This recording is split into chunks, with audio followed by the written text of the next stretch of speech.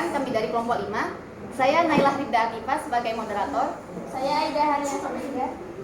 Saya Aisyah Putri Sudani. Dan saya Anugrah Fajar Ramdhani.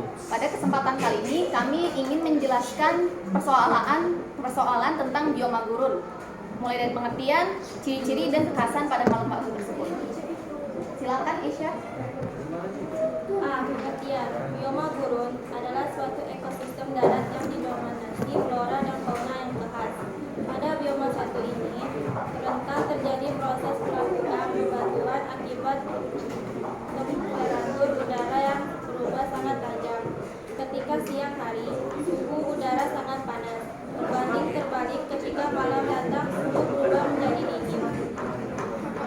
B. Ciri-ciri. Bioma gurun memiliki ciri-ciri, yaitu pertama, intensitas panas matahari tinggi, yang kedua, terjadinya penguapan atau evaporasi yang cepat dan sangat tinggi, yang ketiga, memiliki kelembapan udara paling rendah dengan curah hujan ini semi kurang dari 250 mm per tahun. Yang keempat, suhu lingkungan tergolong ekstrim. Ketika siang hari dapat mencapai 60 derajat Celcius dan malam hari turun drastis menjadi 0 derajat Celcius. Yang kelima, memiliki tanah yang sangat halus dan tidak dapat dijadikan penyimpanan air alami.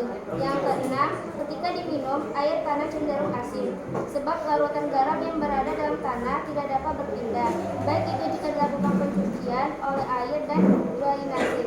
Yang terakhir, umumnya tumbuhan yang hidup di gurun adalah golongan xerophyll yang akarnya panjang. Pada bagian daun dan batang juga memiliki lapisan lilit untuk mencegah terjadinya penguapan. Selanjutnya adalah ciri khusus pada ekosistem gurun.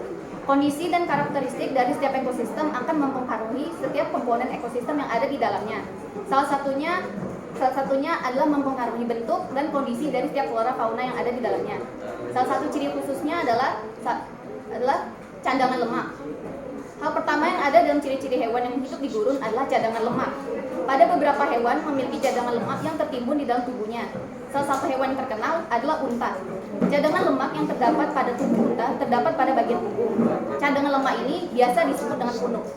Setiap jenis untuk memiliki jumlah punuk yang berbeda-beda. Ada beberapa jenis unta yang memiliki satu buah punuk, tapi ada juga yang memiliki dua. Jumlah punuk ini biasanya sangat berpengaruh dari kondisi lingkungan sekitar. 2. Pembuatan tempat tinggal. Gurun merupakan salah satu keanekaragaman ekosistem yang membentuk permukaan bumi. Kondisi dari iklim sangat ekstrim memiliki pengaruh besar terhadap perilaku dari hewan yang tinggal di dalamnya. Salah satu perilaku yang umum adalah dengan membuat tempat tinggal. Beberapa jenis hewan gurun akan membuat tempat tinggal jauh di dalam tanah. Hal ini untuk menghindari udara panas yang ada di permukaan. Salah satu hal yang menarik adalah suhu di dalam tanah jauh lebih dingin dan lebih nyaman. Selanjutnya ada rambut badan yang lebih sedikit. Sebagai salah satu ciri-ciri hewan yang hidup di gurun, hal ini banyak ditemukan pada beberapa hewan mamalia. Jumlah bulu yang sedikit ini akan dapat membantu dalam pelepasan panas. Selain itu, hal ini juga dapat membantu mendinginkan suhu tubuh dari hewan tersebut. Biasanya, hal ini dapat kita temukan pada beberapa jenis kucing dan rubah yang hidup di daerah gurun. Yang selanjutnya ada memendam diri dalam pasir. Perilaku memendam diri biasanya banyak dilakukan oleh beberapa jenis reptil. Perilaku ini selain dapat mengurangi jumlah panas yang didapat oleh tubuh, mendendam diri juga dapat mengurangi kemungkinan tersapu oleh badai gurun yang sering terjadi di gurun. Selanjutnya adalah lapisan telapak kaki lebih tebal. Ketika lapisan telapak kaki lebih tebal, maka panas yang diserap oleh kaki akan berkurang cukup banyak. Selain itu, dengan telapak kaki yang lebih tebal akan memudahkan hewan tersebut bergerak di atas permukaan pasir. Adaptasi ini dapat kita temukan pada kucing dan beberapa hewan mamalia lain yang hidup di gurun. Namun, biasanya juga hal ini dapat kita temukan pada beberapa jenis reptil yang ada di gurun. Selanjutnya, ada pemanfaatan air embun. Jika kita mengunjungi bioma gurun yang tersebar di beberapa daerah, maka kita akan dapat melihat perilaku yang unik di pagi hari. Perilaku ini dapat kita temukan pada beberapa jenis burung dan serangga. Ketika pagi menjelang dan air embun masih terdapat di udara, beberapa jenis serangga akan berjungkir balik. Hal ini bertujuan untuk mengumpulkan embun sebanyak-banyaknya. Beberapa burung terkadang juga memiliki lapisan khusus di bawah lapisan bulunya. Lapisan ini dapat menyerap air embun di pagi hari untuk disimpan. Salah satu jenis hewan yang memiliki perilaku seperti ini adalah kumbang hitam Namibia. Yang terakhir adalah telinga yang lebih panjang. Ciri yang satu ini banyak kita temukan pada rubah gurun. Telinga yang lebih panjang ini selain dapat berfungsi untuk mempertajam daya dengar mereka, juga berfungsi untuk mengurangi penguapan dan mempercepat proses pelepasan panas dari dalam tubuh. Lalu D. Komponen penyusun bioma gurun. Bioma gurun tersusun atas komponen abiotik dan biotik yang saling berinteraksi dan mempengaruhi satu sama lain. Komponen tersebut antara lain: 1. Komponen abiotik. Komponen abiotik pada bioma gurun diantaranya adalah suhu, tanah, air, pasir, dan lain sebagainya. 2. Komponen biotik. Komponen biotik pada bioma gurun diantaranya adalah yaitu tumbuhan. Tumbuhan yang terdapat pada bioma gurun ini hanya sedikit. Hanya yang memiliki adaptasi terhadap lingkungan gurun saja yang dapat bertahan hidup. Lalu hewan. Hewan yang dapat ditemukan pada daerah gurun ini adalah hewan yang mampu menghemat air atau hewan-hewan yang tidak memerlukan banyak air dalam waktu tertentu. Lalu yang terakhir, pengurai. Kelompok ini sangat penting dalam satu ekosistem karena dengan pengurai organik penyusun makhluk hidup akan menambah kekayaan nutrisi yang dibutuhkan untuk pertumbuhan tumbuhan. Hal ini disebabkan oleh larutan flora dan fauna bioma gurun. Lalu jenis flora dan fauna bioma gurun. Jenis flora. Jenis tumbuhan yang dapat tumbuh adalah tumbuhan musiman, yaitu tumbuhan yang akan segera tumbuh apabila hujan turun. Umurnya relatif pendek tetapi bijinya tahan lama. Tumbuhan menahun, yaitu tumbuhan yang memiliki ciri berdaun kecil atau tidak berdaun, berakar panjang, batangnya mempunyai jaringan semacam spons. Contoh jenis flora pada bioma gurun adalah kaktus, sukulen, pohon kurma, dan semak beracun. Jenis fauna pada bioma gurun. Hewan-hewan gurun yang aktif pada siang hari antara lain unta, burung, pemangsa seperti elang ekor merah, ular, kupu-kupu, belalang, kalajengking, harimau ekor layang-layang, burung pengicau gurun, dan laba-laba tarantula. Hewan-hewan yang aktif pada malam hari antara lain kanguru, tikus, rubah, penet, tokek pemburu malam.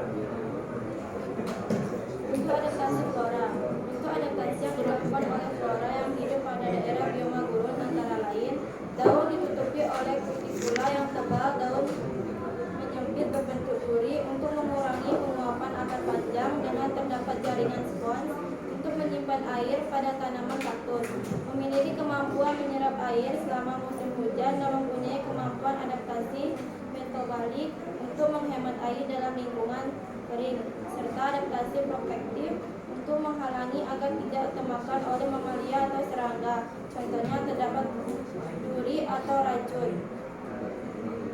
Bentuk adaptasi fauna. Fauna pada bioma gurun memiliki bentuk adaptasi seperti hanya beraktivitas pada malam hari, sedangkan pada siang hari membuat lubang dan bersembunyi di dalamnya, mempunyai cadangan penyimpanan air dalam tubuh, serta pada beberapa hewan seperti tikus gurun tidak pernah minum karena mendapatkan air dari makanan yang dia makan. Bioma gurun memiliki manfaat sebagai berikut, yaitu sebagai rumah bagi beragam tumbuhan dan hewan, sebagai bioprospektif, kelimpahan nutrisi tanah, dan sebagai penemuan arkeologi. Contoh-contoh wisata gurun pasir di Indonesia. Tidak perlu jauh-jauh, di Indonesia pun ada beberapa tempat wisata gurun pasir yang bisa kita nikmati, yaitu pertama Gumuk Pasir Parangkusumo, Yogyakarta. Yang kedua, Gurun Pasir Telaga Biru, Bintan, Kepulauan Riau. Yang ketiga, Gumuk Pasir Komaru, Toraja, Sulawesi Selatan. Yang keempat, Padang Pasir Pantai Olegone, Nusa Tenggara Timur.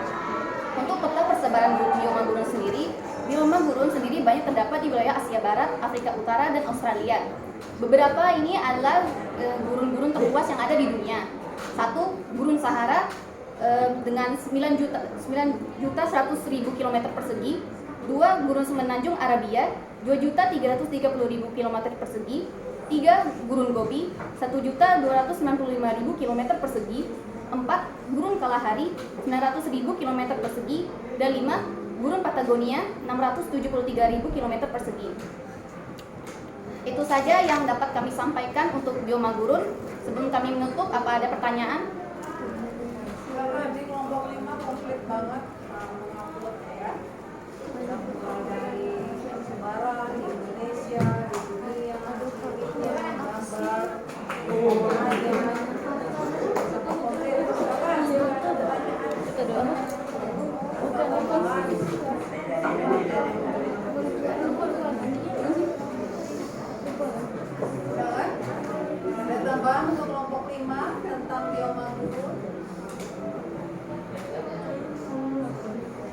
ada yang mau nanyain? Ini peta-peta persebarannya udah ada. Paling untuk ininya paling ya gambarnya ya. Gambar-gambar floranya di gurun tuh kayak apa? Tambahin ya. Kalau ini penjelasan ada. Ya kita tahu kan kalau di gurun itu panas banget ya. Sebelumnya orang menganggap kalau di gurun itu nggak bakalan ada kehidupan baru. Tapi coba perhatikan sekarang. Orang kalau naik haji sekarang udah panas lagi ya. Di Arab Saudi itu gurunnya itu luar biasa.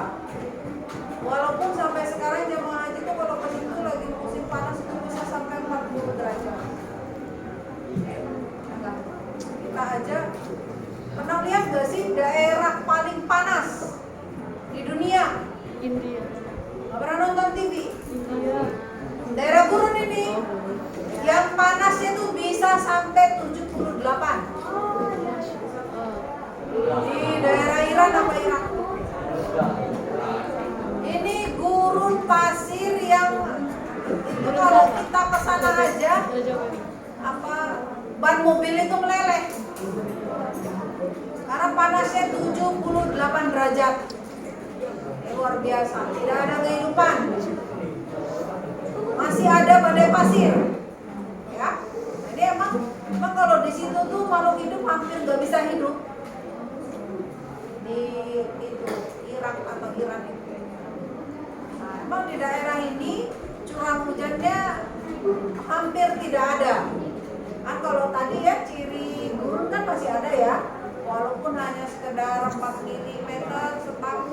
Kalau kita kan sampai 450 itu hampir setengah meter, ya kan? Setengah meter itu 50 cm kan? Ya. Jadi kalau dijadiin mili 450 itu 45 cm. Bayangin setengah 1 meter segini berarti setengah meter tuh segini airnya setahun. Nah, itu di daerah tropis.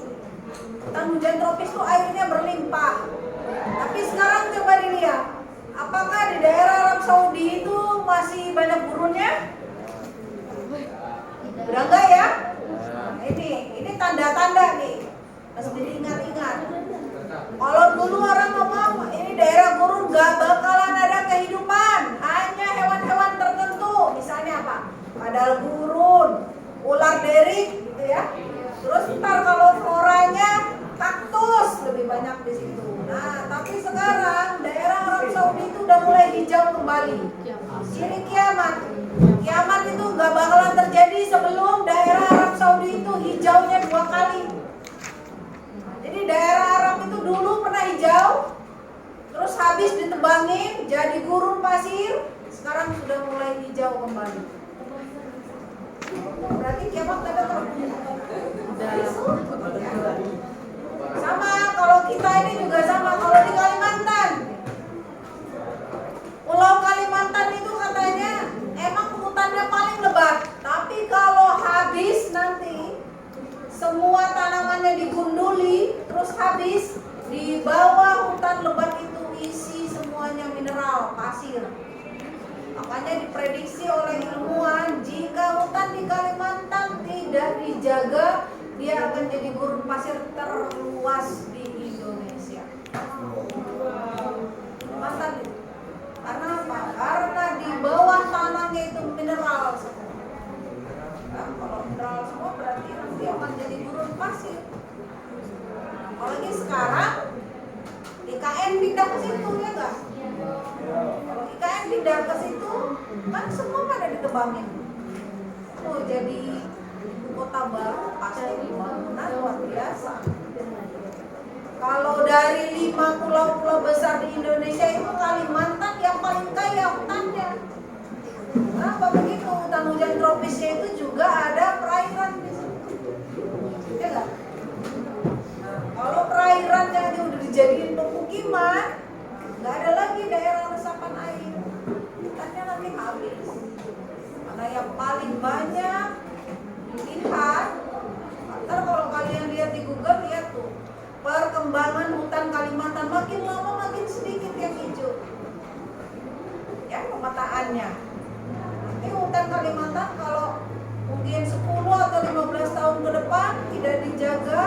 ada penebangan lama-lama jadi gurun pasir.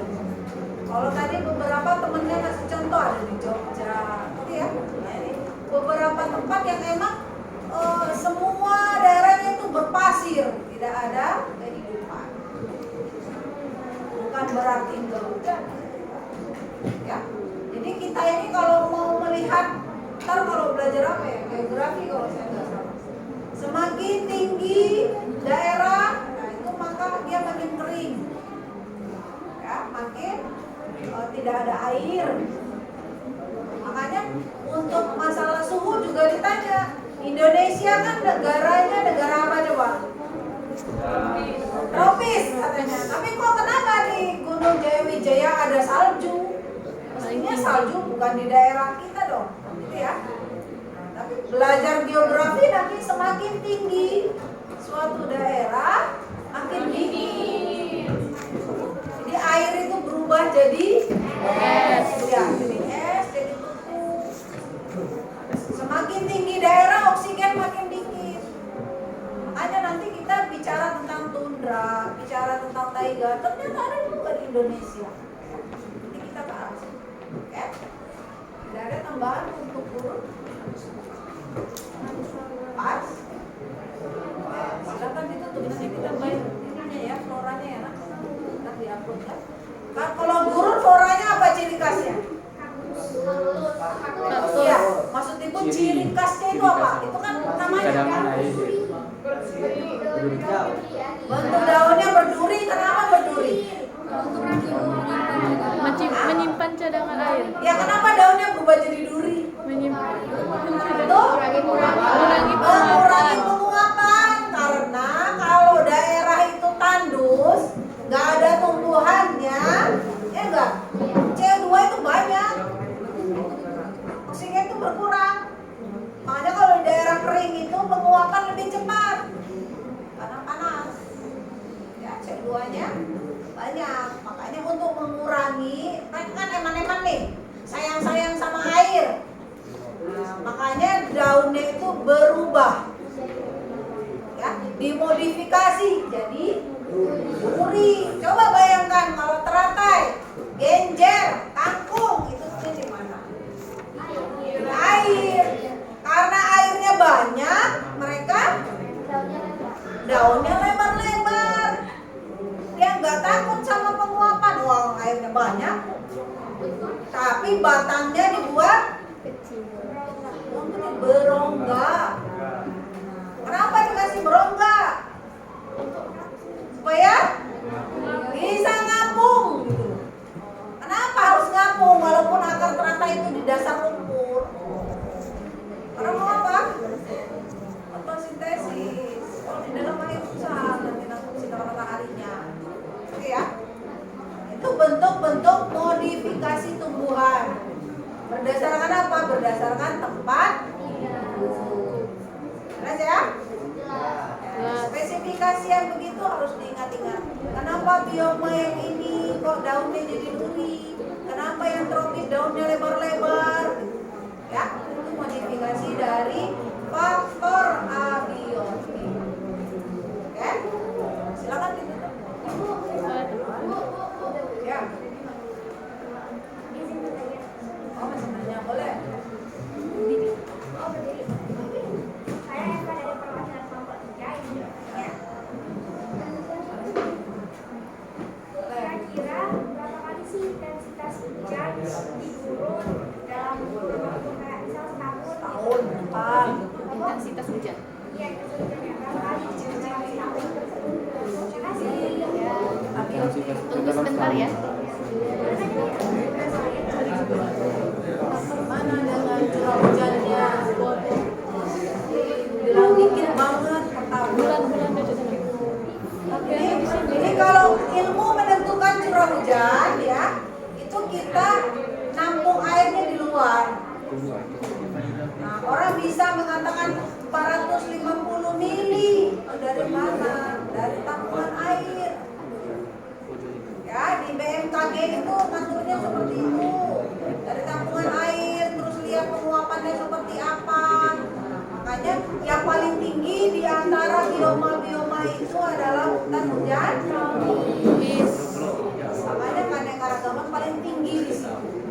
Kalau di daerah perairan yang paling beragam adalah terumbu karang. Ketimbang daerah estuari, daerah pantai, terumbu karang itu paling beraneka ragam. Orang maupun fauna. Ya kan? Hijau, itu airnya dikit banget kalau di berapa intensitasnya? Tahu?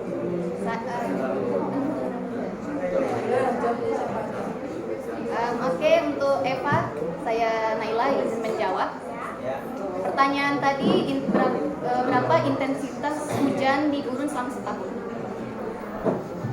Iklim gurun itu adalah salah satu iklim yang sangat gersang dan ditandai dengan curah hujan yang sangat rendah, berkisar antara 25 mm dan 200 mm per tahunnya. Apa jelas? 25 mili. Meter. 1 senti berapa mili? Ayo, 1 senti berapa mili? 10. Nanti kalau 25 mili berapa senti? 2,5 senti setahun. Cuma segitu airnya. Ingat ya? Setahun. Gak kebayang tuh kalau daerah itu bersama. Masih ada? Ada lagi yang ingin bertanya?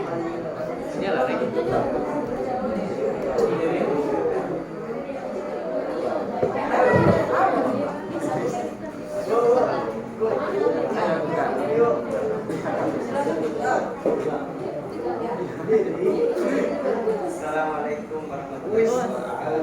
Waalaikumsalam warahmatullahi wabarakatuh. Ini pertanyaan saya atas nama Anissa dari nomor 3. Tanya apakah ada bioma gurun di Indonesia? Kan tadi diulang aja. Bilang aja dong. Boleh.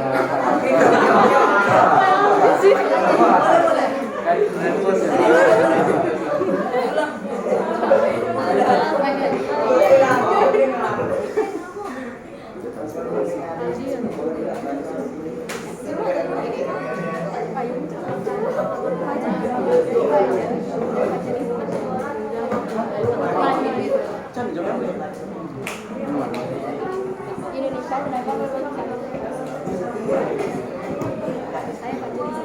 Sekarang dibacain daerah mana sih kalau misalnya di Indonesia? Kalau kan tadi itu luar negeri. Jadi saya akan mewakilkan saya ingin berizin menjawab apa? Pertanyaan dari Aldi. Bioma gurun yang ada di Indonesia. Di Indonesia pun ada beberapa tempat wisata gurun pasir yang bisa kita nikmati. Contohnya seperti Gumuk Pasir Parangkusumo di Yogyakarta, Gurun Pasir Telaga Biru di Bintan, Kepulauan Riau, Gumuk Pasir Tomalu di Toraja, Sulawesi Selatan, Padang Pasir Pantai Oetun, Nusa Tenggara Timur.